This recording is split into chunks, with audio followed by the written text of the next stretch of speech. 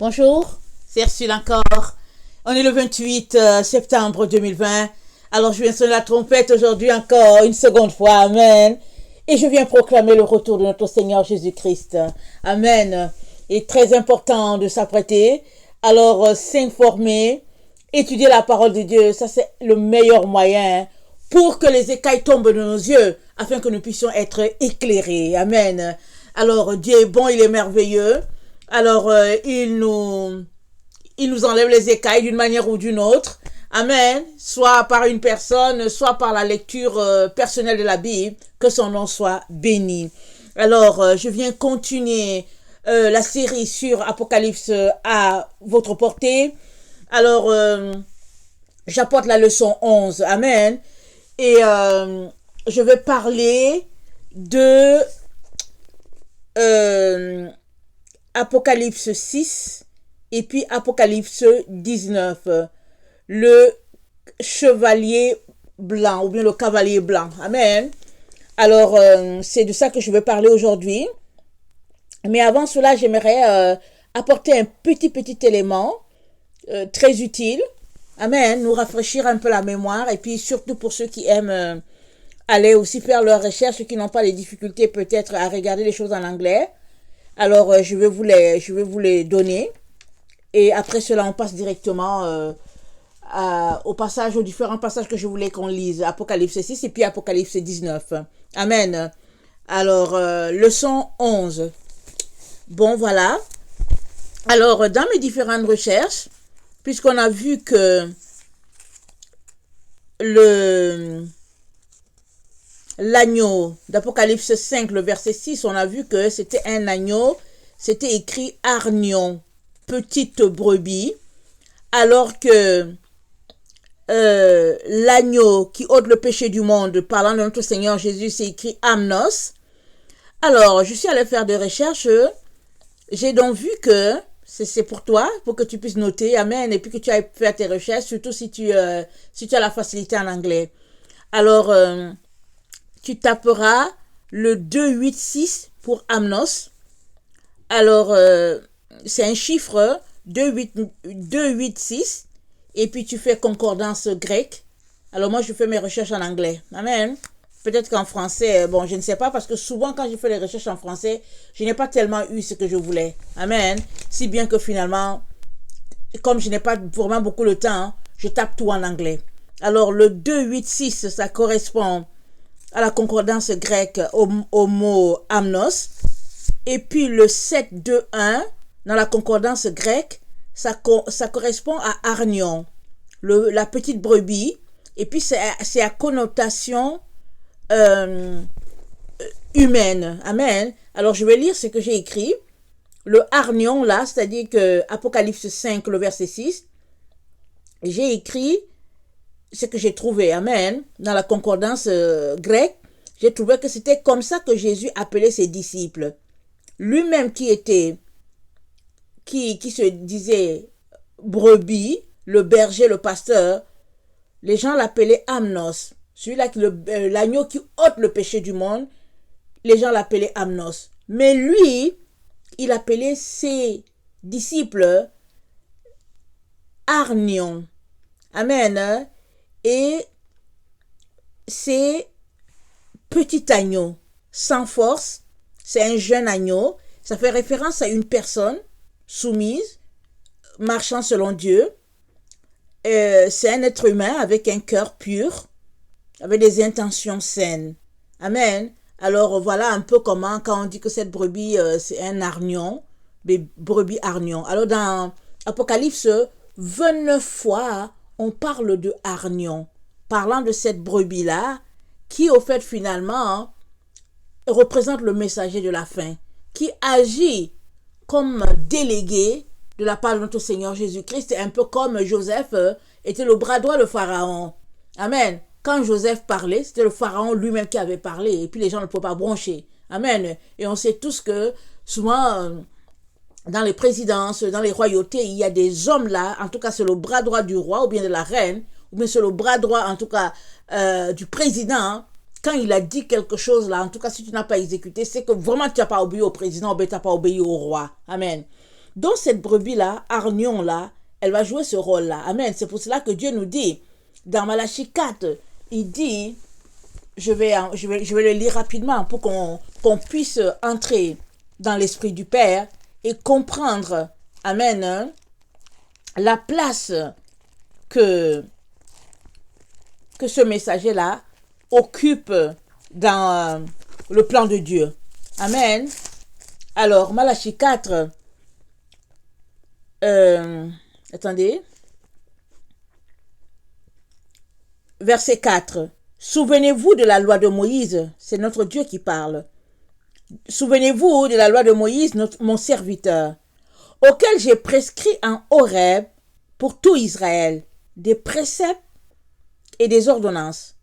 Voici, je vous enverrai Élie, le prophète, avant que le jour de l'Éternel arrive. Ce jour grand et redoutable, il ramènera le cœur des pères à leurs enfants et le cœur des enfants à leurs pères, de peur que je ne vienne frapper le pays d'interdit. Amen. Dieu parle du pays, mais évidemment, on sait qu'aujourd'hui, c'est un seul pays. Amen. Le nouvel ordre mondial. De peur que je ne frappe le pays d'interdit. Alors, il y a quelqu'un, un peu comme Jean-Baptiste qui est venu proclamer la venue du Messie alors qu'il annonçait la naissance du Messie, celui-là qui vient pour ôter le péché du monde. Et la fin sera encore marquée par le messager de la fin. Amen. Un troisième Élie. Amen. Donc, Arnion ici, ça fait référence donc à cet agneau-là de la fin.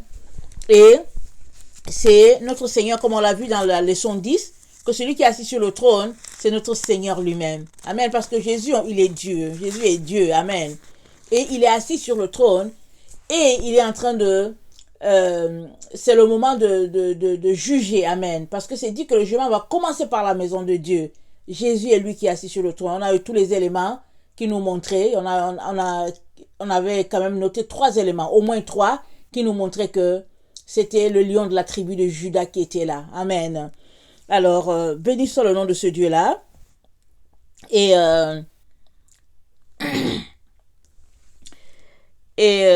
donc voilà. Alors, on passe à l'Apocalypse 6, le verset 1 à 2.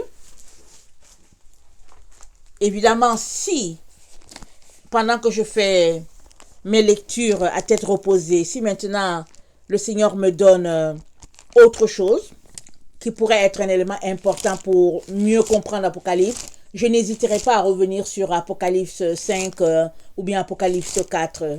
Amen, je n'hésiterai pas. Alors, Apocalypse 6, le verset 1 à 2. Je regardais quand l'agneau ouvrit un des 7 sceaux.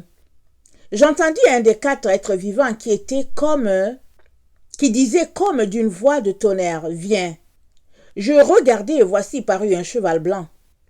Celui qui le montait avait un arc. Une couronne lui fut donnée et il partit en vainqueur et pour vaincre. Il avait un arc et une couronne. Nous savons que quand tu as une arc, qu'est-ce qu'il a dit? Qu'est-ce que c'est écrit? C'est écrit, il avait, attendez, il avait un arc, voilà. Quand tu as un arc, tu as besoin d'une flèche. Amen. Pour vaincre, parce que sinon, tu es mal parti, tu n'as que l'arc, tu n'as pas de flèche. Amen. Où se trouve dans la flèche? Amen. La suite nous dira où se trouvent les flèches. Amen. Allons-y voir Apocalypse 19. Apocalypse 19. J'avais fait des vidéos sur les 4 cavaliers. Amen. Quand j'avais fait ces vidéos-là, j'avais dit que le premier cavalier, le cheval blanc, il était différent. Le cheval d'Apocalypse 6, j'avais dit qu'il était différent du cheval d'Apocalypse 19. Amen. J'avais dit cela. C'était ma compréhension. Amen. Alors, voilà, je bénis le Seigneur du fait qu'il m'a donné de voir que c'était la même personne. Alors, quand j'avais fait cette vidéo-là, il y a au moins 1 an, j'avais bien reconnu le cavalier d'Apocalypse 6 comme le messager de la fin, mais je ne l'avais pas reconnu dans Apocalypse 19. Parce que dans Apocalypse 19, quand tu lis tout ce qui est là-bas, en tout cas, tu sais que ça c'est Jésus, rien à faire. Tu lis, tu dis, ça c'est notre Seigneur Jésus. Mais avec le temps, j'ai eu à lire et le Seigneur me faisait toujours revenir.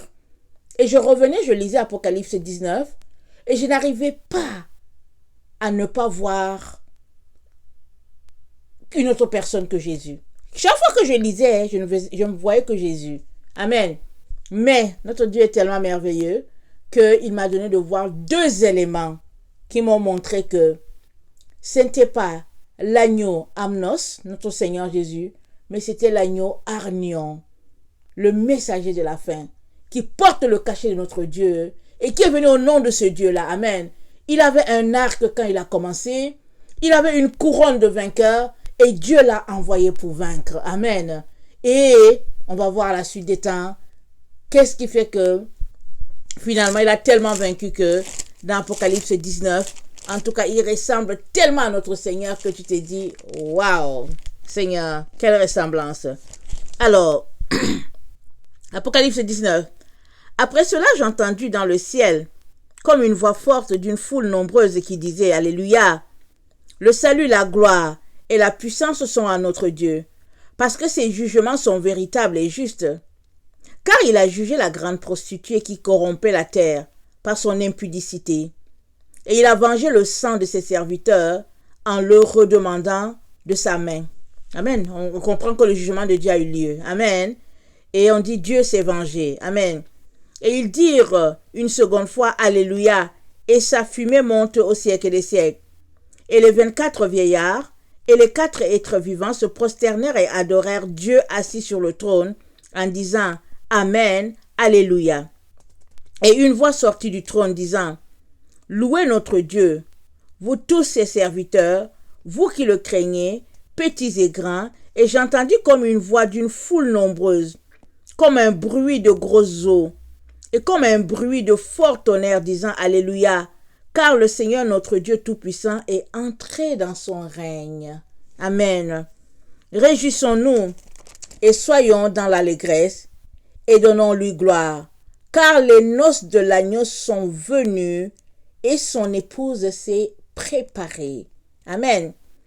Et il lui a été donné de se revêtir d'un fin lin éclatant pur, car le fin lin, ce sont les œuvres des justes, des saints.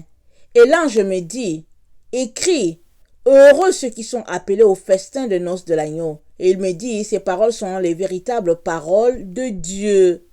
Amen. C'est Dieu lui-même qui a dit ça, c'est les véritables paroles de Dieu. Il dit, heureux ceux qui sont appelés aux noces de l'agneau.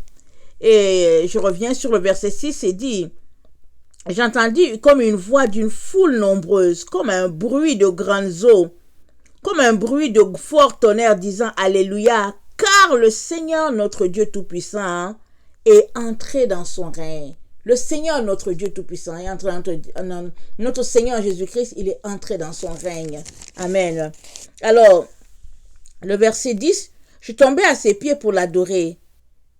Mais, il me dit, j'en tombais aux pieds pour adorer l'ange, mais il me dit, garde-toi de le faire, je suis ton compagnon de service, celui de tes frères, qui ont le témoignage de Jésus. Adore Dieu, car le témoignage de Jésus est l'esprit de la prophétie. Amen. Donc l'ange là, il dit, Jean voulait l'adorer, l'ange lui dit, non, ne m'adore pas.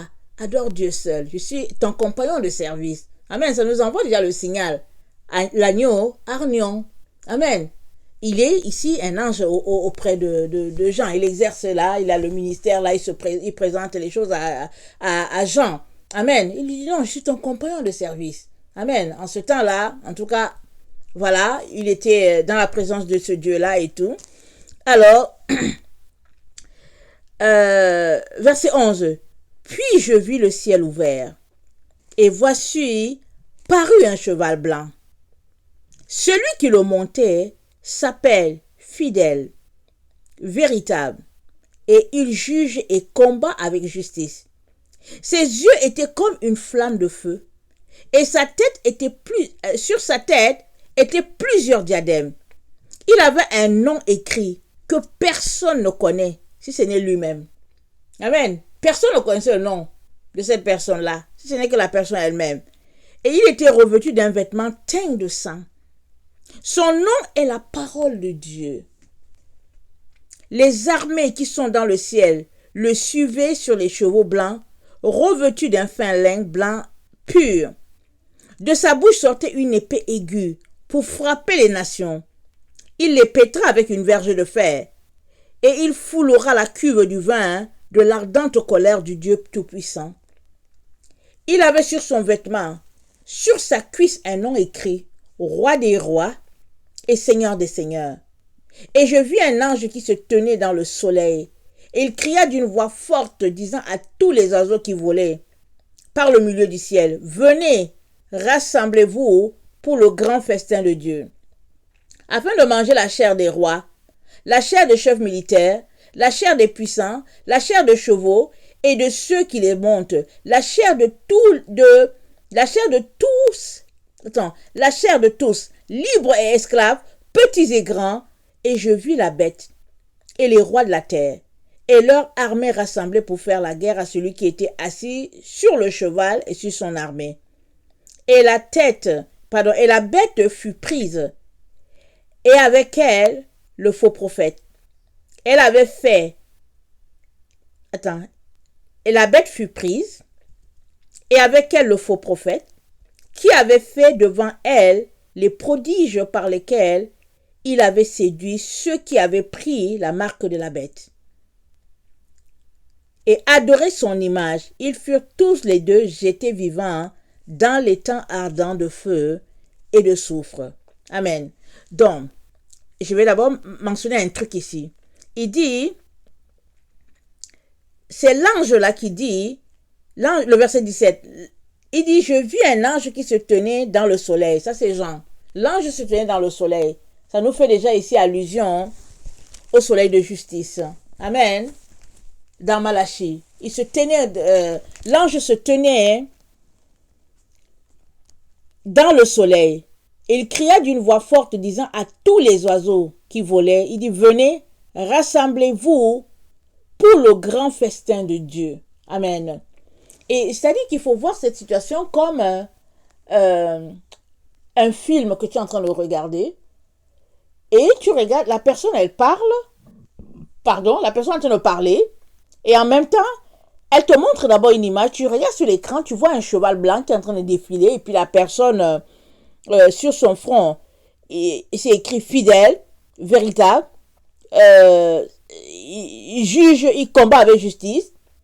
L'ange est là, il te fait passer l'écran, tu regardes, et après encore, tu regardes une personne qui est sur l'écran, avec les qualificatifs, en tout cas, tels que décrits dans Apocalypse 19, le verset 11. Un cheval blanc, et puis bon, les yeux qui sont là, flammes de feu, etc., etc. Et là, à côté, tu vois un ange, et puis, il se tient du côté du soleil, et il crie aux oiseaux, il dit, venez manger, et tout ça. Venez manger la chair des rois. Et Jean, il regarde ça et puis tout de suite, il voit la bête et les rois de la terre et leur armée rassemblée pour faire la guerre à celui qui était assis sur le cheval et sur son armée. Regardons Apocalypse 11, retournons. Apocalypse 11. Et comme je vous l'ai dit, ça m'a pris du temps pour reconnaître que c'était le messager de la fin, parce que toutes les qualificatifs, c'est les qualificatifs de Jésus. Tout ressemble à Christ. Amen. Il a vraiment revêtu Christ. Et Apocalypse 11, le verset 7, c'est dit, parlant des deux messagers, les deux témoins, quand ils auront achevé leur témoignage, la bête qui monte de l'abîme leur fera la guerre, les vaincra et les tuera. Amen. La bête qui monte de l'abîme va tuer les deux messagers de la fin. Elle va les tuer. Alors, ici, au verset 19, Jean regarde la bête, celle-là qui a tué les deux témoins, et les rois de la terre, puisque cette bête-là s'est alliée au roi pour pouvoir, ils ont eu tout avec le système, le nouvel ordre mondial, et ils ont mis tout en place, leur arsenal et tout, en tout cas tout leur pouvoir, leur mysticisme, pour tuer les deux messagers de la fin, après 3 ans et demi de prédication, ou bien après 42 mois de prophétie de la part de l'Éternel, et puis de miracles, de déclarations, des paroles de Dieu, ils ont été tués. Alors, on se rappelle bien que après 3 jours, Dieu les a ressuscités, 3 jours et demi, et Dieu les a appelés de venir dans sa présence, et ils se sont retrouvés à l'endroit où Dieu voulait qu'ils soient. Amen. Et ils sont partis. Et là, le messager de la fin, là, celui-là qu'on a tué là, qui a été ressuscité là, c'est lui maintenant qui revient. Il revient sur son cheval blanc et il porte le nom fidèle comme notre Seigneur. Il porte le nom véritable comme notre Seigneur. Et il est juge et il combat avec justice comme notre Seigneur. Et ses yeux étaient comme une flamme de feu. Et sa tête avec plusieurs diadèmes. Quand il avait été envoyé la première fois, qu'on l'a envoyé en vainqueur, il avait une seule couronne. Il n'avait pas plusieurs. Mais ici, là, il revient, il a plusieurs diadèmes sur la tête et il avait un nom écrit. C'est lui seul qui connaissait son nom. Parce qu'à partir du moment où il est mort, qu'il est ressuscité, qu'il s'est retrouvé dans la présence de Dieu, en tout cas, Dieu l'a équipé. Dieu lui a donné le nom que Dieu lui avait réservé. Allons-y. Apocalypse 2.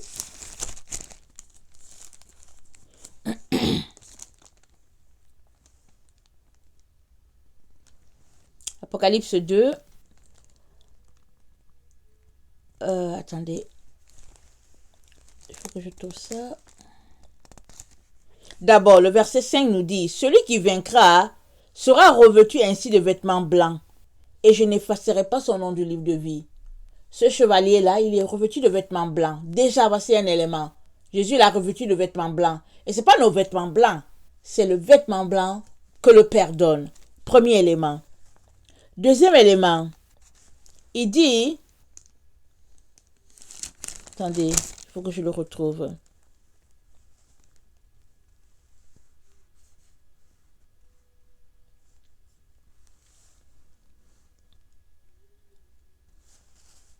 Attendez.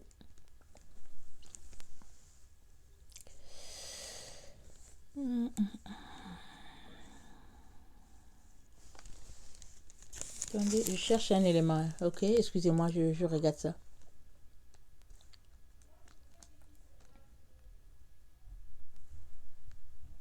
Ok. Apocalypse 2, le verset 17. À celui qui vaincra, je donnerai de la manne cachée, et je lui donnerai un caillou blanc. Et sur ce caillou est écrit un nom nouveau, que personne ne connaît, si ce n'est celui qui le reçoit. Amen.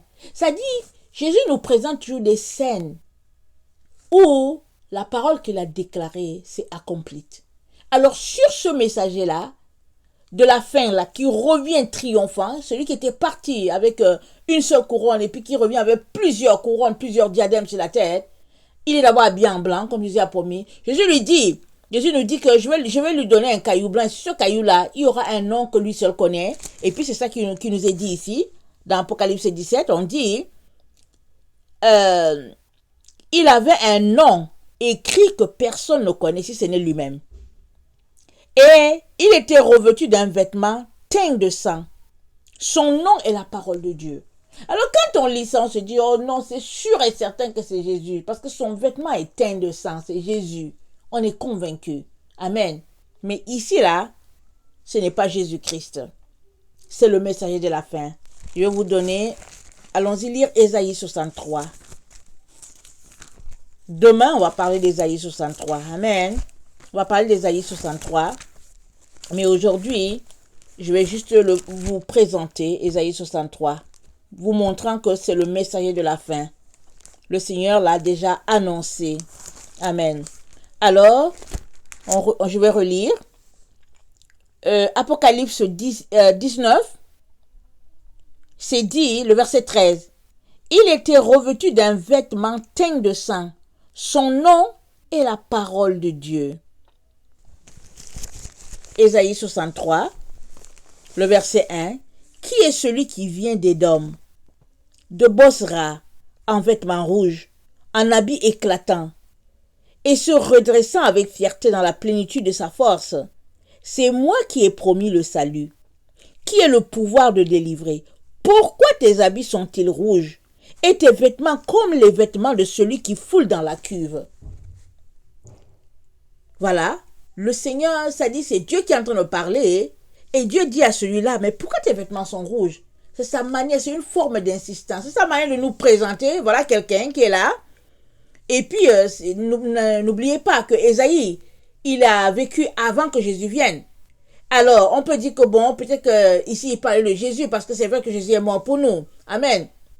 Et il a donné sa vie, il nous a rachetés, il nous a délivrés, il nous a élevés, il a fait de nous un royaume de sacrificateurs. Tout ça, le Seigneur a fait pour nous. Et il a donné des consignes aux disciples. Il leur a dit comment apporter la parole de Dieu. Et il a dit, celui qui a mes commandements là et qui les garde, c'est celui-là qui m'aime. Et moi, je vais l'aimer et je vais me faire connaître à cette personne-là. Et pendant que les disciples attendaient, se disaient que Jésus va venir les chercher, il leur dit non, attendez. Il donne une révélation à Jean. Il leur montre que le temps de la fin, ça sera quand il y aura l'agneau hargnon là, quand il va se présenter là, ça sera cet agneau-là, ça sera le temps de la fin. Donc le temps de la fin sera marqué par un agneau qui sera trouvé, amen, et sur qui Dieu va faire reposer plein de responsabilités au nom du Seigneur Jésus-Christ. Amen.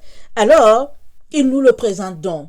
Il dit, c'est qui cette personne-là qui est teinte d'habit de sang là? C'est qui? Amen.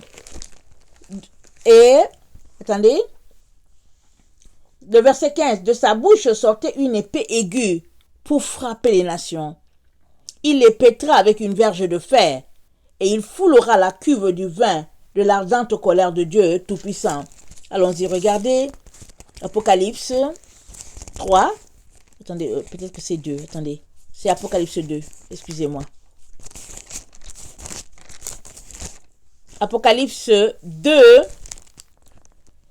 le verset 26. À celui qui vaincra et qui gardera jusqu'à la fin mes œuvres, je donnerai autorité sur les nations. Il les pètera avec une verge de fer. Comme on brise les vases d'argile, ainsi que moi-même j'en ai reçu le pouvoir de mon Père. C'est la parole de notre Seigneur. Il nous dit, il a reçu le pouvoir de son Père. C'est-à-dire que Dieu le Père a tout délégué à Jésus. Jésus a réussi. Il a fait la chose avec beauté, avec excellence. On est enfant de Dieu. Jésus maintenant, il dit à l'apôtre Jean, il dit, je veux aussi faire pareil, comme mon Père m'a délégué là. Je veux aussi déléguer quelqu'un. C'est ça qui va marquer la fin. Et nous le voyons aussi sur le messager de la fin. Apocalypse 19. Jésus nous dit, Apocalypse 19, le verset 15 nous dit, de sa bouche sortait une épée aiguë pour frapper les nations.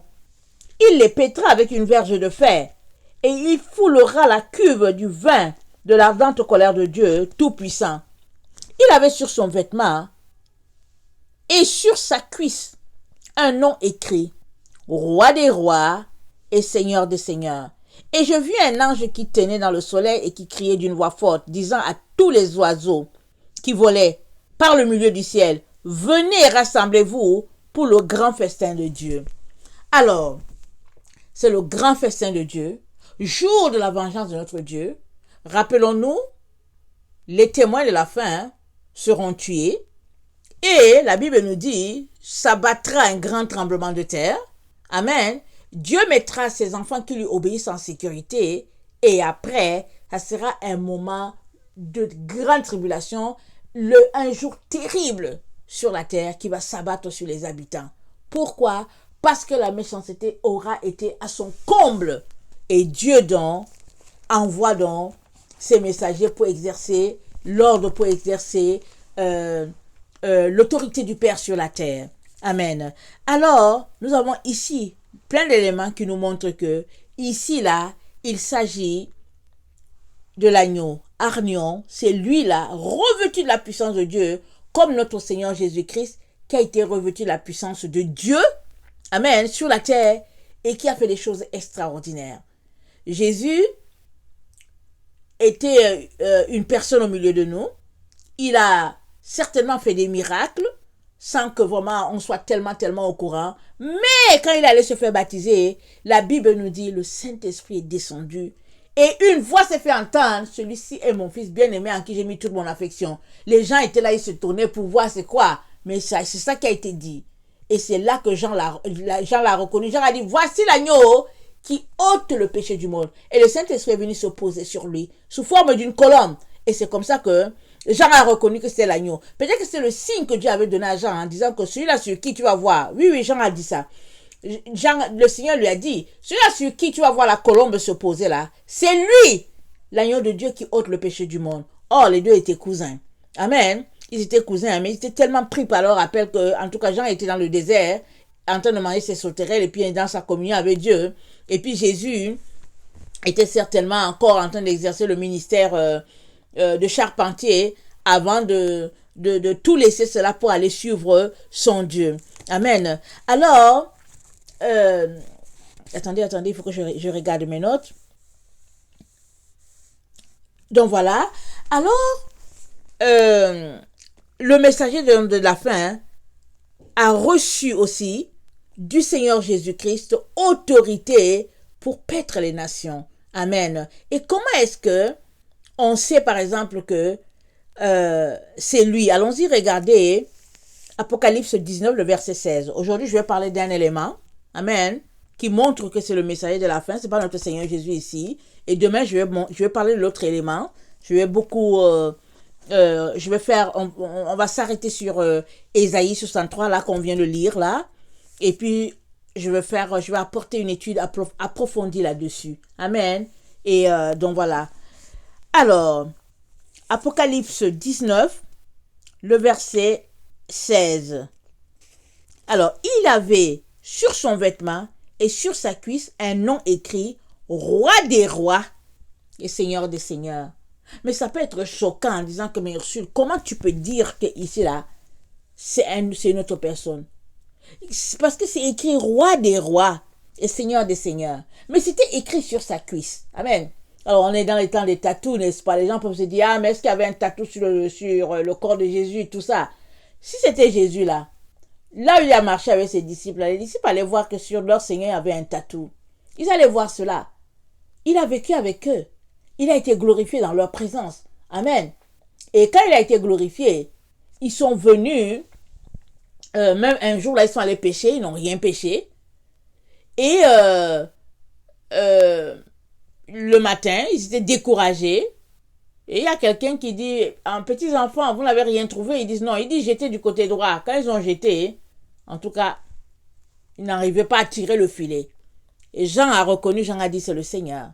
Et Simon s'est jeté dans l'eau. Parce que vraiment, dès qu'il a vu que c'est le Seigneur, en tout cas, il s'est jeté dans l'eau parce que bon, il ne se sentait pas digne de rester dans le bateau alors que son Seigneur est, en tout cas, signe de respect et tout ça là. Alors, il est allé en direction du Seigneur. Et donc,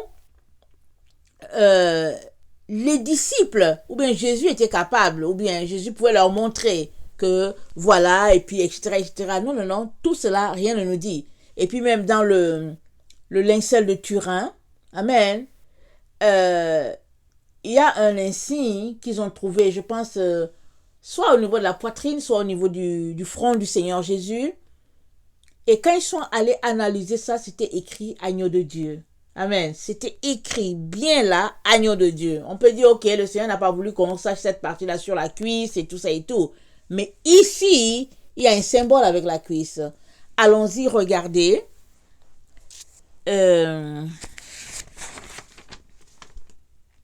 Genèse 24, le verset 9. Parce que c'est un symbole très fort. Amen. C'est un symbole très fort pour notre Dieu.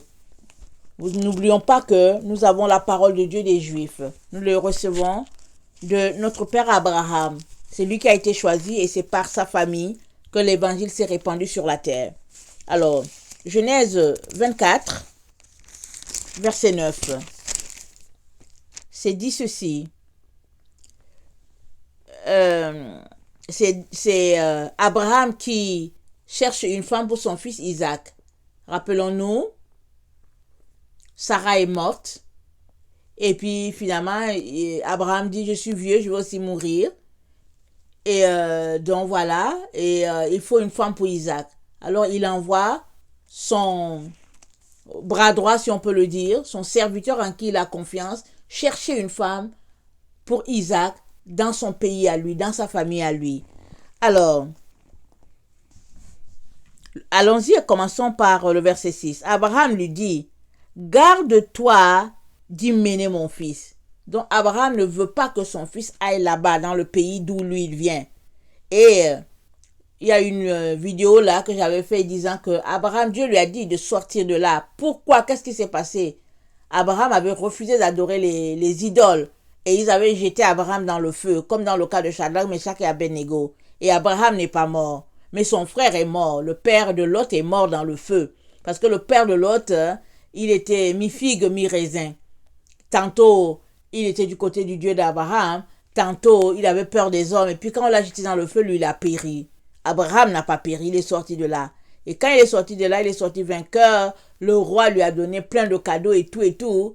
Et le Seigneur a dit à Abraham de quitter, de partir de là et va lui indiquer l'endroit. Parce que Dieu ne voulait pas que Abraham se retrouve à côtoyer ces gens idolâtres là. Amen. Dieu voulait le mettre en sécurité. Et Dieu lui a dit, je veux commencer une nouvelle famille avec toi. Mais toujours est-il que Abraham n'avait que Sarah et puis elle était stérile. Amen. Et on connaît tous la suite de l'histoire. Alors donc, Abraham dit à son serviteur, je ne veux pas que tu envoies mon fils à cet endroit-là. Donc, c'est à la femme de venir à Isaac. Verset 7. L'Éternel, le Dieu du ciel, qui m'a fait sortir de la maison de mon père, de ma patrie, qui m'a parlé et qui m'a juré en disant, je donnerai ce pays à ta postérité, lui-même enverra son ange devant toi. Et c'est de là que tu prendras une femme pour mon fils. Si la femme ne veut pas te suivre, tu seras dégagé de ce serment que je te fais faire. Seulement, tu n'y mèneras pas mon fils. Le serviteur mit sa main sous la cuisse d'Abraham, son seigneur, et lui jura d'observer ces choses. Donc sur la cuisse là, c'était un signe, c'était un serment dans leurs habitudes, ou bien c'était une façon de dire, je le jure, vraiment là, je vais respecter, je vais obéir. Il a mis ça sur la cuisse d'Abraham. Amen. Allons-y, Genèse 47, le verset 29. Genèse 47, le verset 29.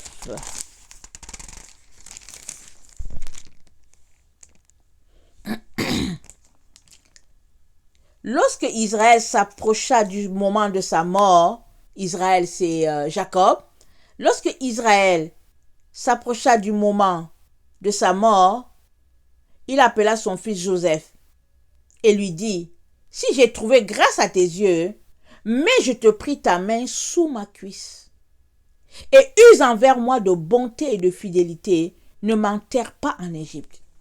Si j'ai trouvé grâce, mets ta main sur ma cuisse. C'est comme un signe d'approbation. Un signe que oui, je suis de même cœur avec toi. Un signe que c'est la vérité. J'acquiesce. C'est un signe, vraiment un symbole fort dans la culture hébraïque. Genèse 17, le verset 10. Genèse 17, le verset 10.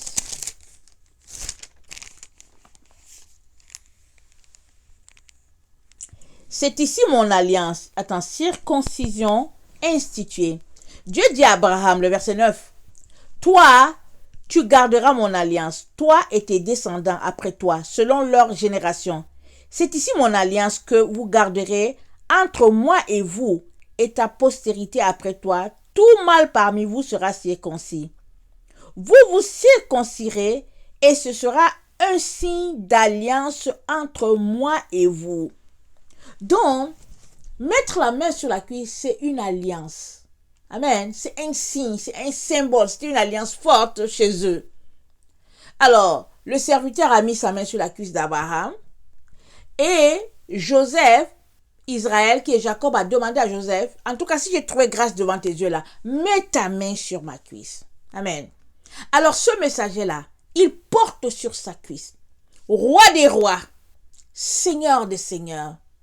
Il a trouvé grâce à Dieu. Il a tellement trouvé grâce à notre Seigneur que le Seigneur Jésus-Christ lui a mis l'insigne sur la cuisse.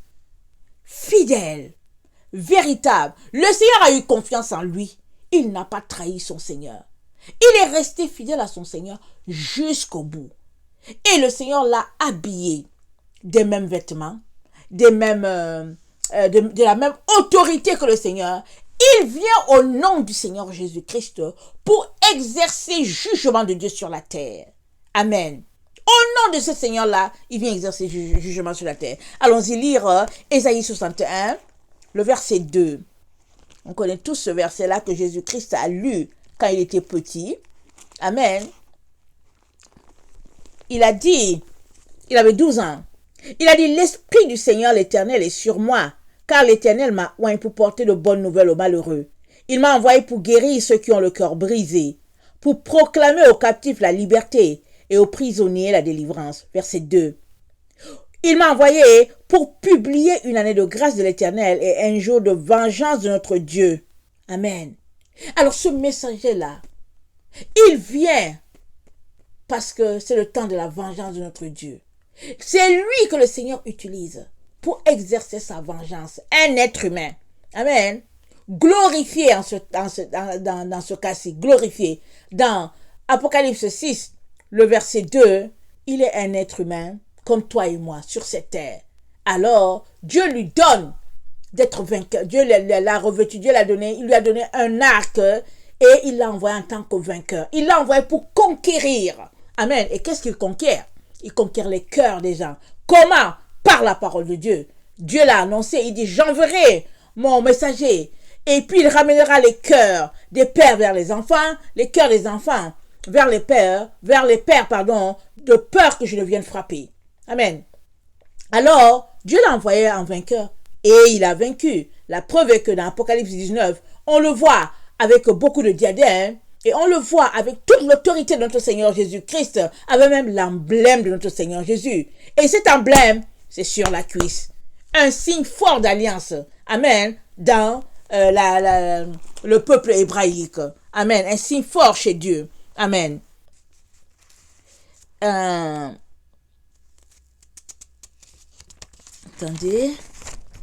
Je regarde mes notes. Alors, dans Apocalypse 7, dans Apocalypse 7, le verset 2, on a le même messager qui est là. Attendez. On a le même messager qui est là.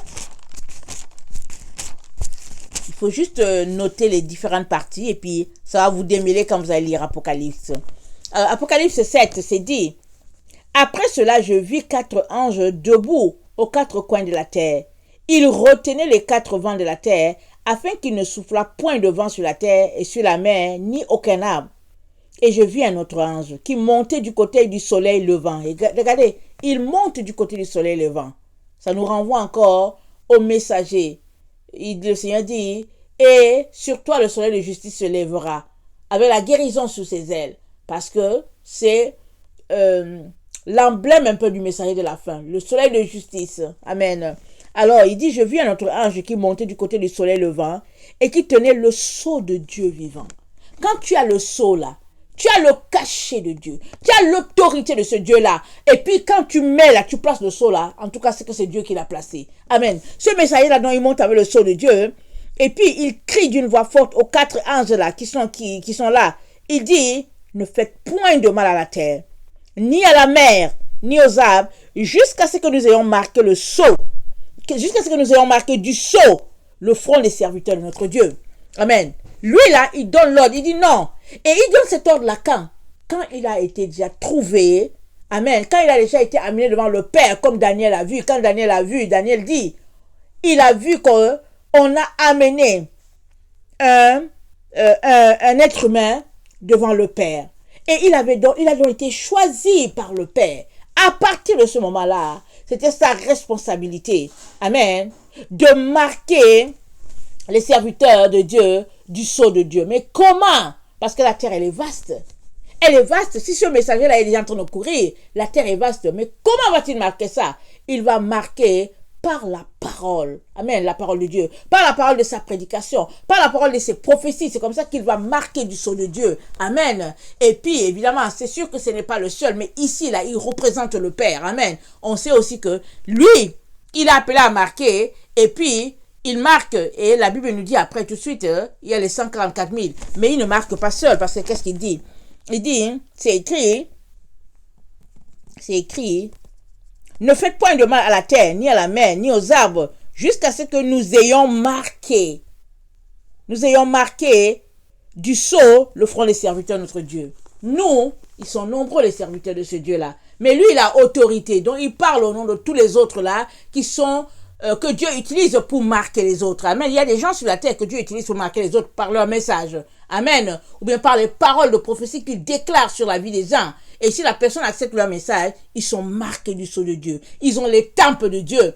Et puis, ces gens-là, quand ils prêchent la parole de Dieu, ou bien s'ils livrent une parole, ils te gardent sur leur liste parce qu'ils savent que tu as été marqué. Et ils prient, ils intercèdent pour toi, pour que vraiment tu ne puisses pas perdre le sceau qu'il a déposé sur ton front. Amen. Toi, tu ne sauras pas forcément, hein, mais c'est des personnes qui sont envoyées de Dieu pour marquer les autres. Amen. Alors, attendez, il y a un élément que je voulais apporter ici. Attendez.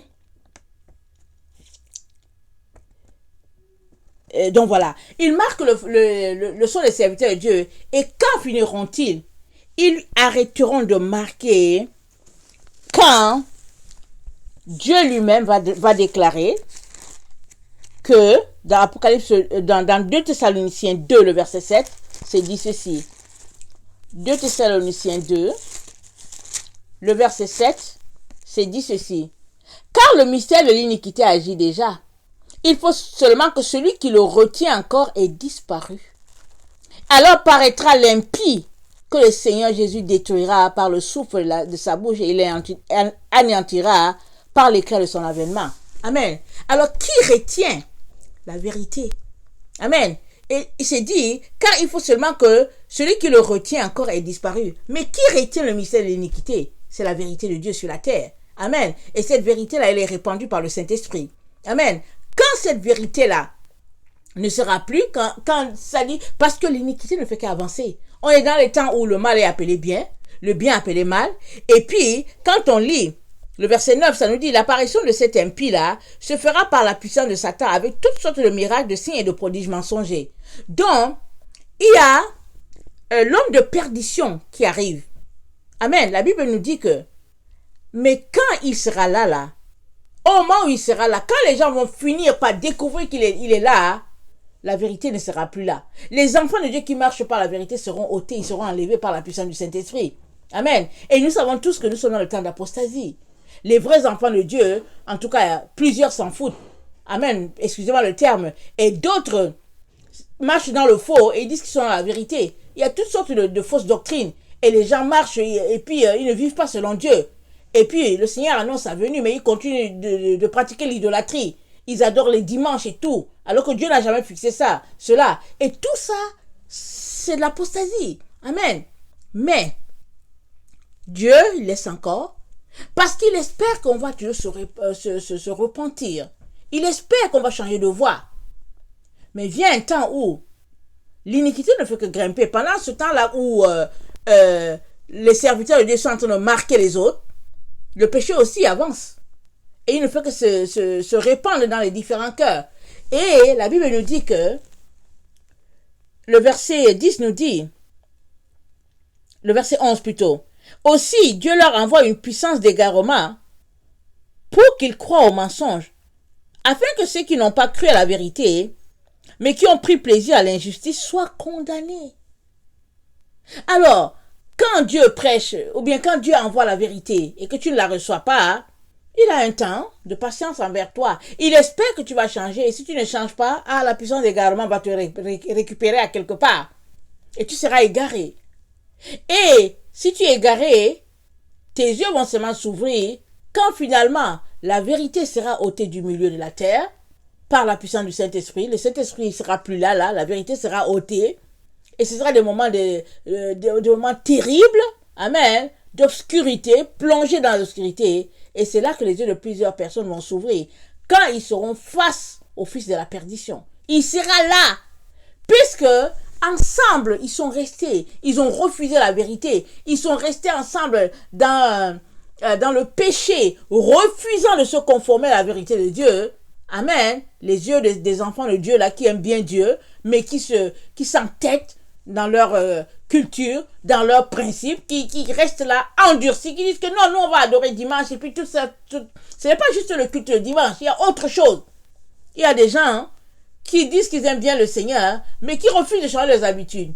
Tout ce groupe-là, leurs yeux vont s'ouvrir quand ils seront face à ce constat terrible que l'église a été enlevée, l'épouse a été ôtée, et les voilà devant le fils de la perdition. Le Seigneur va donc l'utiliser pour envoyer le jugement, amen, sur la terre. Et la Bible nous parle de 3 personnes.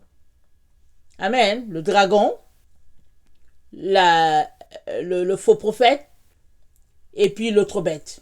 Amen, 3 personnes. Comme si c'était la Trinité. Il y a Dieu le Père, il y a Dieu le Fils, il y a le Saint-Esprit. Alors le diable, dans son histoire de supercherie, va utiliser 3 personnes. Il va se faire incarner dans 3 personnes. L'un sera le dragon. L'autre sera l'une des bêtes, une bête politique. Et puis l'autre, ça sera en tout cas une personne qui, supposée, connaît Dieu comme un agneau. Et puis le dragon aussi, supposé quelqu'un qui connaît Dieu comme un agneau. Et puis donc voilà ce trio-là qui va faire du mal aux enfants de Dieu sur la terre. Ceux-là qui refusent. Voilà pourquoi il est très important que, si tu entends ces messages-là, il est important que tu décides de changer ta voix. Il est important que tu acceptes de te remettre en question. C'est très important, c'est signe d'humilité. Quand on refuse de se remettre en question, c'est parce qu'on est tellement orgueilleux qu'on pense qu'on connaît. Amen. Et l'humilité, c'est très important. Alors, c'est toujours bon de venir demander à Dieu, Seigneur, est-ce que ce que j'entends, c'est vrai? Seigneur, examine-moi. Seigneur, dis-moi, qu'est-ce qui fait que je ne comprends pas les choses comme ça? Viens, éclaire-moi. On est vraiment dans le temps où on doit être petit devant Dieu, se soumettre à ce Dieu-là. Amen. Alors, pour revenir donc à ce qu'on disait, alors, Apocalypse 19 donc, le verset... on a tablé sur le verset... excusez-moi. On s'est arrêté sur le verset 16. Il avait sur son vêtement et sur sa cuisse un nom écrit, Roi des rois et Seigneur des seigneurs. Amen. Ici, là, ce n'est pas notre Seigneur Jésus. Ce n'est pas notre Seigneur. C'est le messager de la fin. Il a été revêtu de l'autorité de Christ. Et on a lu les passages dans Apocalypse 2, etc., etc. Et demain, je vais parler de Ésaïe 63 en lien toujours avec le chevalier blanc qui va exercer l'autorité. Amen. Et la preuve est que c'est le messager de la fin. Hein. La preuve est que quand il a quitté la terre, il a été tué par la bête qui monte, la bête qui monte l'abîme. Il revient en vainqueur pour les lier et les jeter dans les temps de feu. Il revient exercer le jugement parce qu'il est là pour juger. Amen.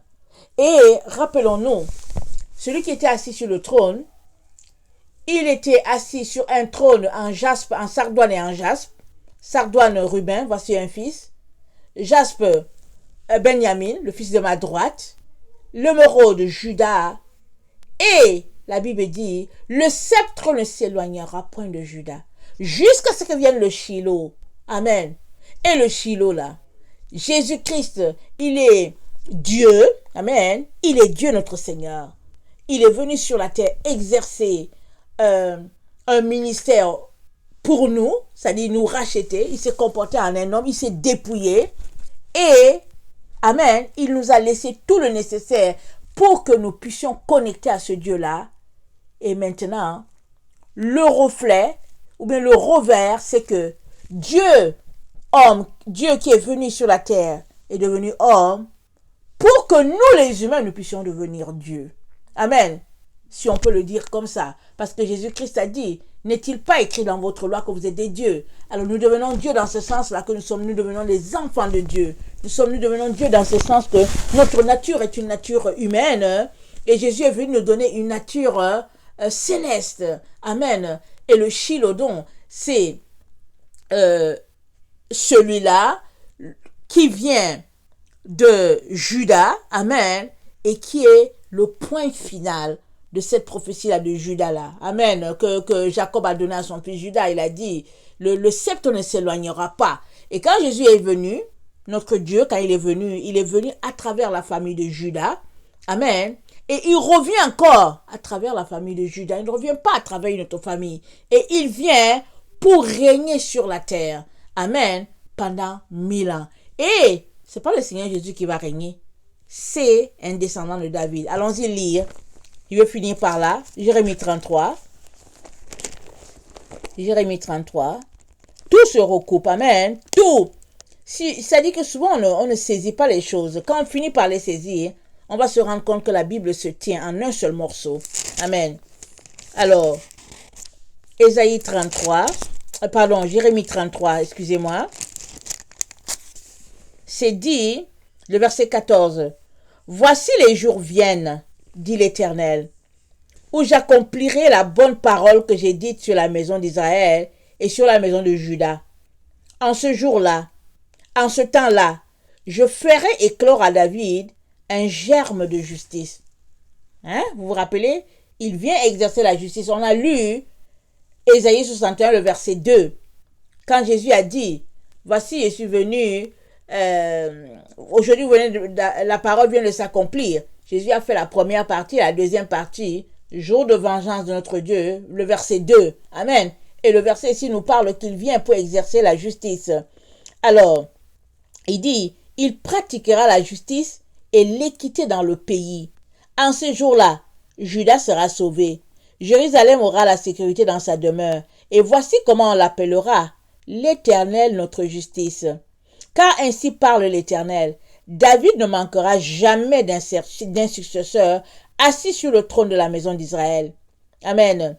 Et le verset 18, les sacrificateurs, les Lévites, ne manqueront jamais devant moi de successeurs pour offrir les holocaustes, brûler de l'encens avec les offrandes et faire les sacrifices tous les jours.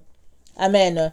Alors, quand Dieu a déclaré une chose là, il ne change pas. Son alliance dure à perpétuité. Amen. C'est pourquoi ce messager-là, sur sa cuisse-là, ce n'est pas un tatou.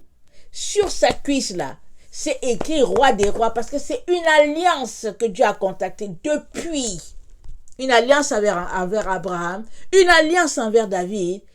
Et la personne vient au nom du Seigneur avec le sceau de Dieu et il porte cette alliance-là sur sa cuisse pour dire c'est bien moi, c'est bien moi. Et c'est Jésus-Christ qui a mis cette sceau-là sur la cuisse de cette personne-là. C'est écrit roi des rois. C'est-à-dire que quand les gens vont le voir là, il exerce comme Jésus. Amen. Et c'est écrit au début. Amen. C'est écrit au début que il porte un nom que lui seul il connaît. De toutes les manières, on sait que Jésus-Christ connaît son nom à lui. Nous, on sait aussi qui est Jésus. On connaît bien Jésus. Amen. On le connaît.